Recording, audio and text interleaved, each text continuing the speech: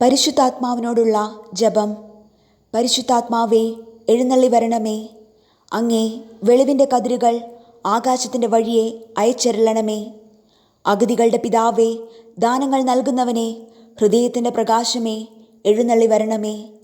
എത്രയും നല്ല ആശ്വസിപ്പിക്കുന്നവനെ, ആത്മാവിന് മധുരമുള്ള വിരുന്നേ, മധുരമുള്ള തണുപ്പേ, അലച്ചിലിൽ സുഖമേ, ഉഷ്ണത്തിൽ തണുപ്പേ, കരച്ചിലിൽ സ്വൈര്യമേ, എഴുന്നള്ളി വരണമേ. എത്രയും ആനന്ദത്തോടു കൂടിയിരിക്കുന്ന പ്രകാശമേ, അങ്ങേ വിശ്വാസികളുടെ ഹൃദയത്തിൻ്റെ ഉള്ളുകളെ അങ്ങ് നിറയ്ക്കണമേ.